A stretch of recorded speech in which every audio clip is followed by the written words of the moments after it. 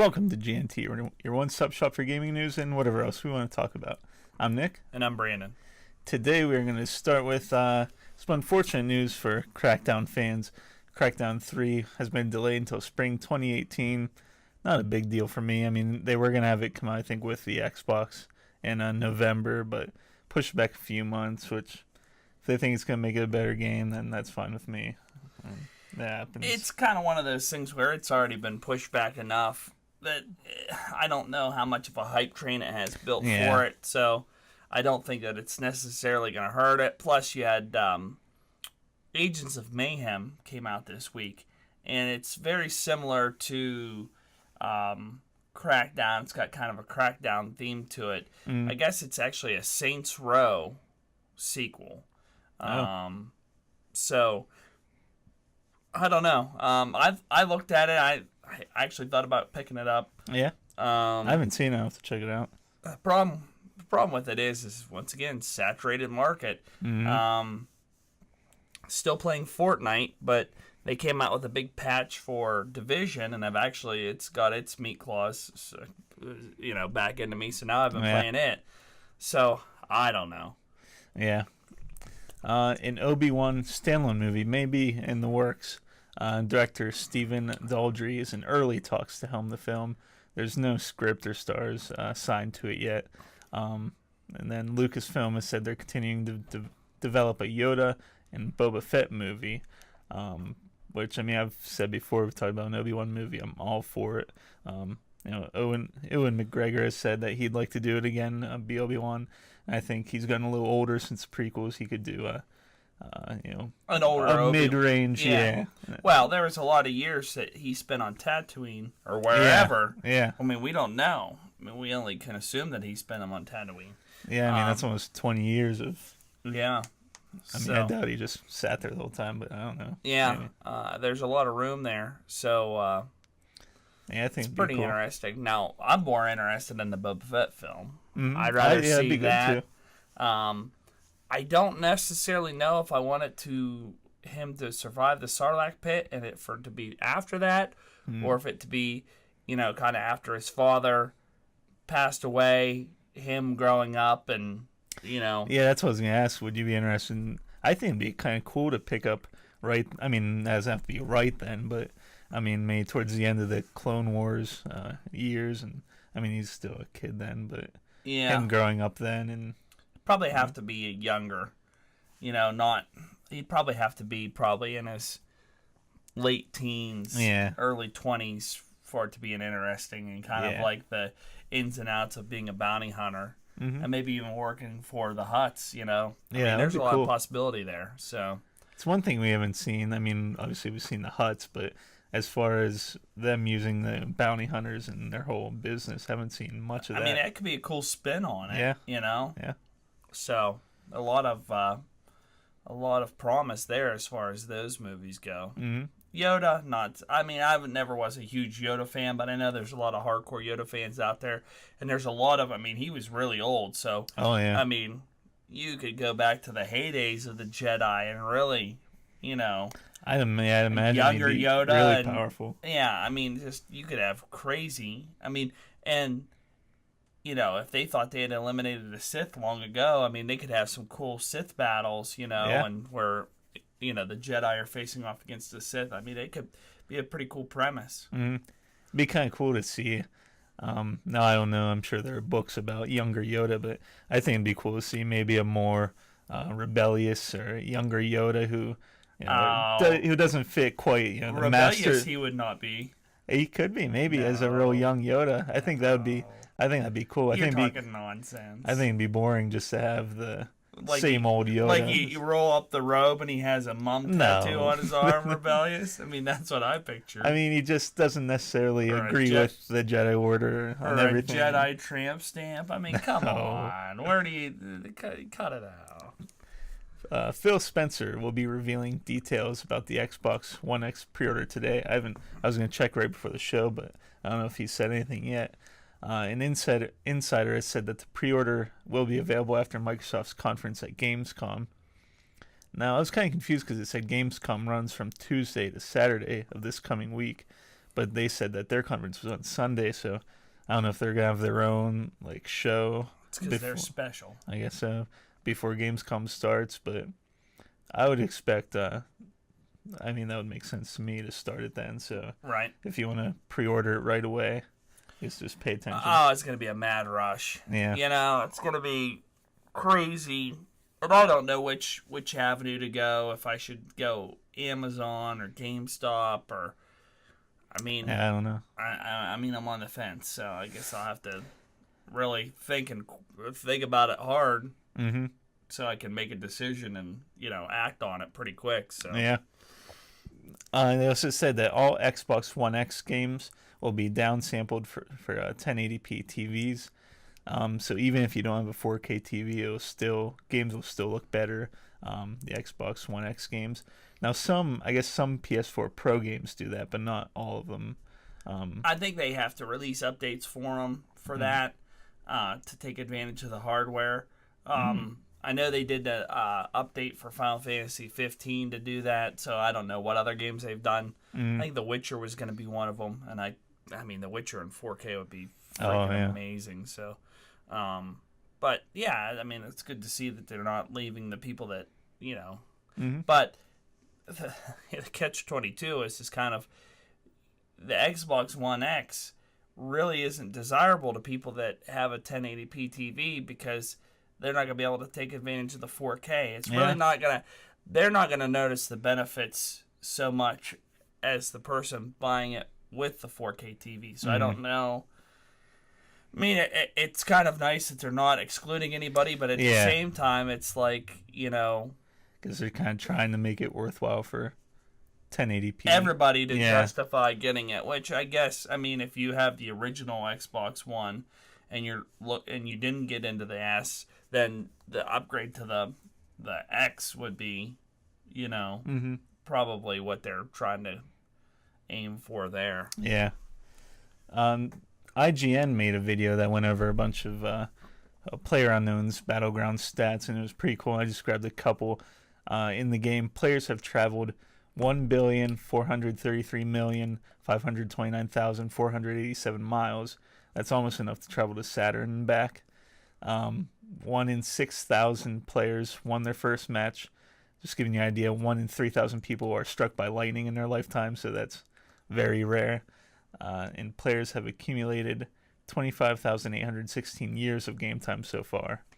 So it was just a cool video if you want to go check it out, and I thought those were some pretty wild stats for that game. Yeah, they're really, it's a neat premise, and it's really cool, if they continue to polish it and stuff. I mean, it's probably one of those games that you'll see a following for. Oh, yeah. And what would be really cool is to have, like, you'd almost have to do the tournaments separate, but you could have tournaments and do, well, you'd have to do out of the top 10,000, but I don't know how it would work. But a tournament and that would be epic. The scale would be epic, and then if you brought all 100 for like the creme de la creme, the championships, if you had whatever kind of bracket to weed it down, I mean, that would be a really interesting watch to see, like, the 100 best PlayerUnknown Battlegrounds players versus each other. It would be cool. The alliances that could be made.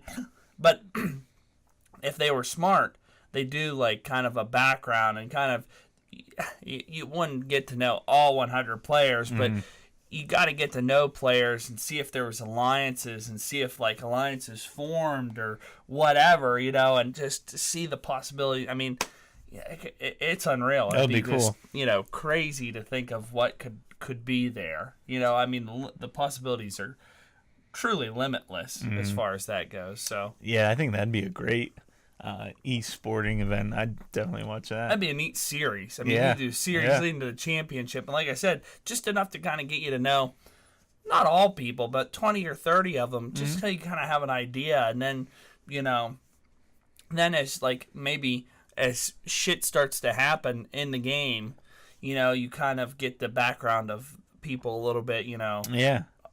I mean, it's a lot of possibilities there. Yeah. Like I said, I'm not sure how it would work, but it'd be cool.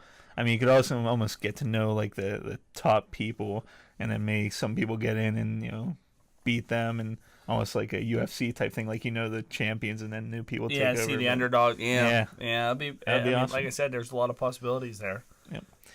I saw an article they were talking about that game being a game that could be game of the year this year. I just thought it'd be kind of a cool discussion to be talk about what games we thought were our game of the years. I guess not necessarily our game of the years, or just what we think will get game of the year of the games that came out so far. If we need to have a list here, but I think this is like literally every game that came out this year. I think it is too, but the problem is for me, it's like some of the games I think of are games that have, or like, I mean, you have these games like Overwatch. Now, Horizon Zero, that's probably right up there. One. That's probably going to be, out of all of them, that's up there. I don't know what March has. Well, that's certainly I think they have like the highlight is that's Mass Effect Andromeda. I don't think stands a snowball's chance in hell with all the problems. I mean, you might as well put No Man's Sky up there, even though it's not. It wasn't. I mean, Tom Clancy's Ghost Recon. It was pretty good, it was good. It's not a game that was for everybody. No, Same with Breath of the Wild. I think it was a great game, but outside of Zelda fans, I don't know if it could be popular to everybody. Where Tom Clancy Ghost Recon, it's a lot of adult content with the violence and the language, so you really couldn't get that to everybody. And that's not to say you could do Horizon Zero Dawn either, because it's a very mature game. I don't think kids may not understand it. Right. And then there's another one that possibly could be it. Persona 5, which I've yet to finish, but still spectacular game. I mean, but that's another one that then we go into once again, it's kind of limited to audience. Yeah. I've never even heard of that one. Birthday at the Beginning? Yeah. I'm trying to think what other big games have come out so far. I mean, Tekken 7, I mean, unfortunately, I mean, fighting games are still popular, but it's just they're not super mainstream. You got July, Splatoon 2. No, that's probably not going to do it just because of limited audience. So. I was thinking, I feel like I'm missing a big one. Maybe we haven't gotten to it yet. But that new Uncharted game that's coming out, that'll be a good one. Yeah, that'll be good. That'll be up there as far as, even though it's mature, it's still kind of... Yeah, I guess we're caught up here. It doesn't go down further into future releases? Or? It does. Yeah, we can cover that. Oh, but you're saying what our thing... Well, right there... Destiny 2. Unfortunately, I mean, and it's received a lot of criticisms. I played the beta a little bit. Oh, yeah? I wasn't blown away. I don't think that'll... For me, I don't think it'll be game of the year. I mean, I'll probably play it and like it. I don't know. We'll see. It's one of those things where it's going to be hard to tell. I haven't really kept up with Destiny, so it's one of those things. If I had, and even trying to get back into it, I was trying to play it and get back into it. It was a little tough because there's just so much different currencies and it kind of takes players that want to put a game down and come back into to change everything, kind of like how they've done. Yeah. Kind of really makes it hard for the players that have left that, like the game, but, wanted to take a break, wanted to maybe try. There's a lot of players out there that devote 100% to one game for a long time. I mean, we're talking like World of Warcraft, but that's a MMO. Yeah. So that's different. Yeah. Like with Destiny, there's a lot of people that are just, I play Destiny 24/7.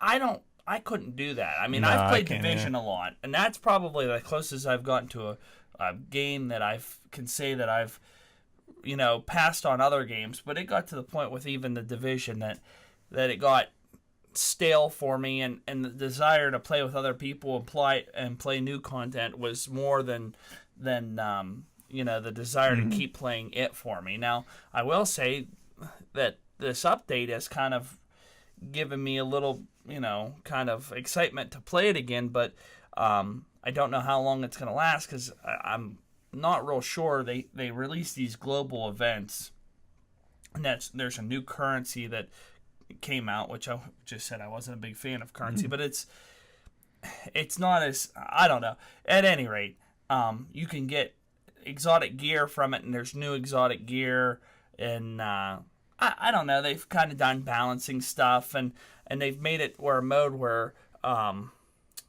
these people or the enemies are contagious, so you got to keep your range from them, and if they get within so close to you that you start taking damage, which kind of creates a dynamic, a different twist to the game. But at the same time, it's okay. Let's kill everything at range as fast as we can, which is not hard. I was going in with a couple random groups and didn't have any problems, doing that. But you have a little bit of a different twist to the game. Yeah, no, I'm bad at. I'll get just recently I got Elder Scrolls Online Morrowind, which I like. I got Fortnite, which I liked playing, and then today I just bought another game. So I'm bad at switching between. I'll have 2 or 3 games. I'll be I'll play this for a while, and then I'm okay, I'm tired, but I'll go to this, and just keep going back and forth. If a game, but I know you've played games where they've really got their claws into you, I have. And you've played them dedicated, and unfortunately, and I think you're a victim of this just as I am. Is there's games that just kind of catch your eye, and you just tempt you enough that you're all right, and then that takes your attention away from Zelda. Did you ever finish Zelda? I finished the main story. There's still a ton of stuff. Yeah, so you didn't really flesh it out as much as you'd like to. I know you're a hardcore Zelda fan, so I mean, for you'd probably like to 100% it or get as close to 100% as you could. And with the game market the way it is if you have. And that's another thing. If you don't have access to every new game out, or even, it's kind of so you get a game, you make an educated decision, you buy a game, and you play that game. That's the game you play. That's one way to look at it. And then there's the other way of, if you have the means to buy new games, do the games tempt you enough to buy them? I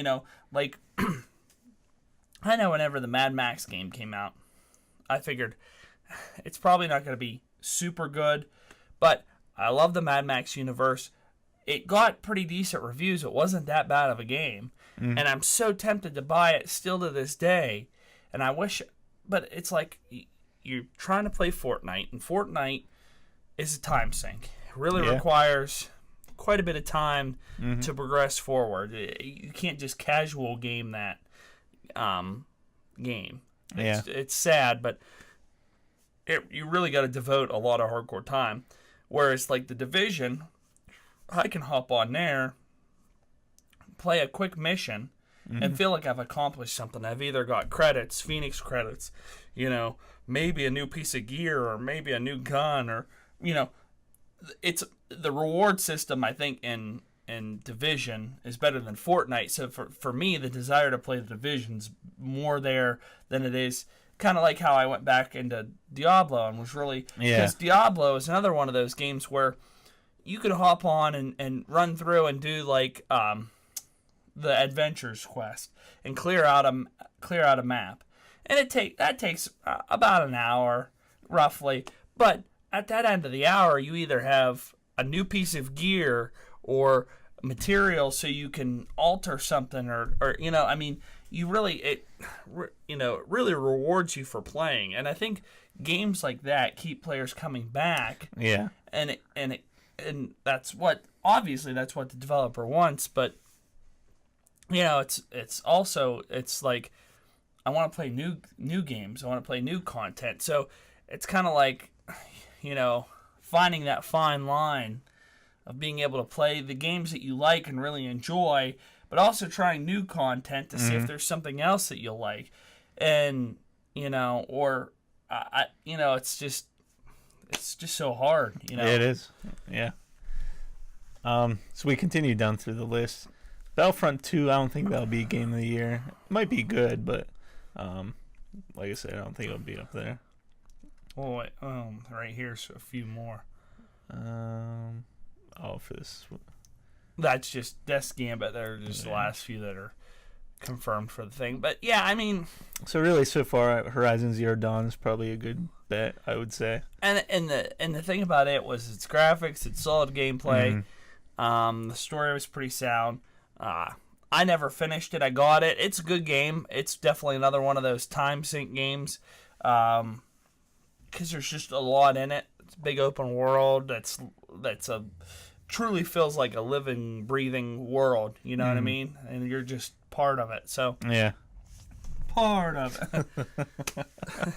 So, it's one of those things where it's kind of crazy because I think Game of the Year really is to the person, Right. I mean, editors can vote a Game of the Year, and it's pretty much the consensus of good reviews amongst everybody, which, like I said, I think I would put money on Horizon Zero Dawn. I would too. I think that's a pretty safe bet, and I'm sure there's probably other games out there that I'm not remembering right now that are probably worthy. But I'm sure. at the same time, if I'm not remembering, I'm kind of thinking, how worthy are they? Yeah, how worthy are they? So, but so I mean, it's just been this week for me as far as playing. I've been playing Fortnite and now the Division. Now with Fortnite, I did buy some tokens to buy.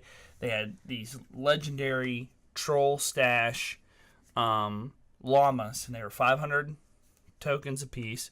So I bought 2, and you were guaranteed the legendary or the gold, even mythic items out of it. So, and I did. I got a cool assault rifle, which I'm excited. I got it leveled up to 10, but I got to get some more materials to evolve it to level or to 2-star, and then on top of that, I have to.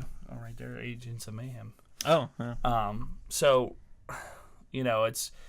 it's one of those things. I made it. I got a little bit more progression into that mission. So I am moving forward with the one quest that I was having a tough time with. So that's another thing. But it's just like, it's kind of daunting to the point where, that patch came out for the Division. Now I'm playing the Division and I'm making progress in the Division. Trying a new build out, and it was pretty good. It's my strongest build as far as being able to take damage, but I'm also able to dish out quite a bit of damage myself, though, on the flip side. So It's kind of one of those things where it's, now I want to, go home tonight and play it. So, yeah. And then I've also been watching Game of Thrones, trying to get caught up. I need to do that. So I want to know what season you're in. I haven't started 5 yet. You haven't? No. So I passed you. Okay. Awesome. All right, I feel pretty good about myself, so I can slack off a little bit on the Game of Thrones if I don't watch that episode or 2 of Game of Thrones tonight. Yeah, and I need to pick it up. Yeah. No, yeah, I need to watch it. I haven't played a ton this past week. I picked up today, Friday the 13th, and I'm really enjoying it so far. The one thing I was kind of worried about going into it was, would it be as fun being a survivor as it is Jason? And it actually is. I actually really enjoy being a survivor, which is good because you're much more likely to be a survivor than Jason. But there are multiple ways to get away from him in each map. Each map is a little different. There are vehicles, and you usually have to find gas or something for them. You can call in the police, and you have to wait for the police. And there are multiple ways to get away from him, and it's really cool. It's so not... a match either ends whenever he's killed everybody, or if you escape, one person escapes, 2 people escape. Everyone has to either be dead or gone. Yep. Okay. Now let me ask you this. There is an overall time limit. I don't know what happens. I've never gotten that far in the game. Usually either everyone dies or gets away, but I'm not sure if the survivors win or if he wins or how it works. But how it's scored. Yeah. At first I thought there was a way that you can kill him. Can you kill him too? You can't kill him. You can attack him and knock him down, and he goes down. He's like stunned for a while, and then he gets back up and keeps moving. But I think they said about a way that if you can get, yeah, you're right. There is a way. I'm not sure what all involves. You get You have to get a sweater. Yeah. From the there's a cabin on the lake that you have to have a female character, and she has to get the sweater, and then someone has to die and then be able to respawn back in as a certain character. I don't know how that works. Can you respawn back in? Or I haven't seen that, but I haven't seen anyone get the sweater yet either. So yeah, I don't know. Some way that somebody's supposed to be able to get a certain character to come in as, or maybe come back in as. I was playing a game today, and a little cool mechanic is if you find a walkie-talkie, then you can talk over the game chat to the other players who have walkie-talkies, which is kind of cool. And there were a couple people I could tell they were playing together because they were talking back and forth. And the one guy that was playing, he said, "I got this sweater. Now we just have to find the cabin." And then unfortunately, I think the host left, so it kicked us all out. But so I didn't get to see it. Oh, that's a bummer. Yeah. Now, have you been Jason yet? Twice. The one time, it was just me and one other person in the match, so I kind of got to test it out a little bit. And then I did. Actually, I think both times, it was just me and one other person. Because the one complaint I have, and it's not with the game really, I just don't know if there aren't a lot of people playing, but it takes a while to find a match. Wow. Like, I don't know.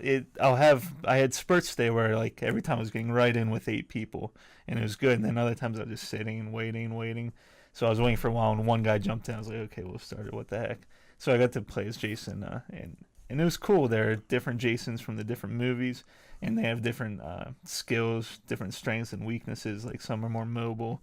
The one I had has a teleport ability where you can teleport all over the map wherever you want to go. And it has a cooldown, and then it has one where you kind of go invisible and you move real quick for a short amount of time, and you can like go up and pop out in front of them and grab them. And so it's cool. There are different weapons you can have as him, and there are different talents the survivors can get, and you spend your points on rolling for talents. And there are different. It's like in Fortnite, there are white, green, blue, and purple. Although I've gone all white so far, so apparently they're pretty rare. But but it's cool. It's not like a real scary game, but there is a sense of when you're out and about and you hear the music start coming, you're like, oh crap, because he's nearby, and if he gets on you, I mean, there are ways you can break away from him and get away, but there's a good chance you're gonna die. So yeah, so there is that source of kind of tension. Yeah. There, so. Oh yeah. Yeah. So I wouldn't play it. I'd probably piss my pants. I'd probably only play it if I was able to wear an adult diaper. There you go. That's all you need. And that's not going to happen. I was playing today, and it was cool because I was rummaging around this cabin looking for stuff, and I heard the music coming. I was in a different room, and he started banging on the door in this room, so I went under the bed, and he came walking in the room, and you can hold your breath, so I held my breath, and the timed it just about right. He walked the room, went and left, and then when your breath runs out, you're like, so luckily he was gone, but it was kind of cool. Didn't find you? Nope. Wow. No, I got away that time. Oh, man, that makes my butthole bugger. Although I did see another game. I had died, and I was spectating, and like same thing happened. He went under the bed. Unfortunately, Jason must have heard him because he had an axe. He just started wham on the bed. Wham! You just see blood start spurting out. Oh, man, that's crazy. Yeah. So I just played that for a few hours today, but it's been fun. I was gonna try Fortnite, but I win my mission now. I think I just have to complete 3 more missions. Like I did the objective the first time, and right. And I went on. I was like, I don't know. Like if I could get it in the mission, get through it, and be done real quick, I'd do it. But it's just kind of keeping me back from. Well, they take a little bit of time. Yeah. And whether people are going to complete the objective or not.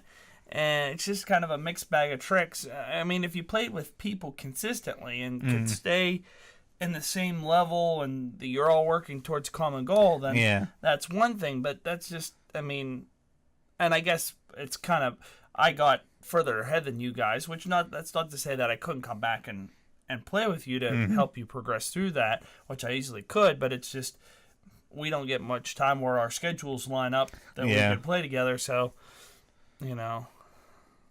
Yep. Yeah, so that's and I just mentioned that game, the Rick and Morty game on our phones that you showed me today. Oh, yeah. I just played it for like 2 minutes and I already I love it. Yeah, it's a lot of fun. I forget what it's called. That's something. Pocket Mortys. Yeah, it's kind of like a Pokemon game. A lot of fun, a lot of different Mortys. It plays pretty. It's simple but kind of complex. I kind of like. I don't know how far you got into it, but they have to see the weaknesses. It's rock, paper, scissors. So if you're fighting a guy and he's scissors, then you want to make sure that you have a rock fighter out, kind of generic as it may be, but it's effective. So switch out your Morty to a Morty that has the rock beside it. Yeah. And, there's a lot of different things about it that you got to learn as you go, but I mean, it's going to be a lot of fun, I think. Oh yeah, and the simplicity is kind of nice because I mean, have played Pokemon. There are, I forget how many types. There are like 10 different types of Pokemon. So it's like, okay, they have this type. Now I need to think of this type, and you can only carry 6. So. Well, back in the day, it used to be. I mean, back whenever the first Pokemon came out, it used to be like electricity, ice, water, maybe fire, maybe 4. Yeah. It used to be simpler back then, and as it. They kind of had to add new elements in it, so I guess now there's sun and moon and jade and whatever. Yeah, whatever it is. So psychic. Oh, there was psychic in the first one. Yeah. It was Mewtwo. Yeah, I love Mewtwo. Me too. All right, well, thanks for watching. Check out our YouTube channel, SoundCloud. If you want to listen or watch, whatever you want to do. Keep watching. The B&M experiment will be on, I believe, right after us. We're going to have to, I think, Skype one of the hosts because he's away, but we're still going to bring it to you. So keep watching, and that'll be right up.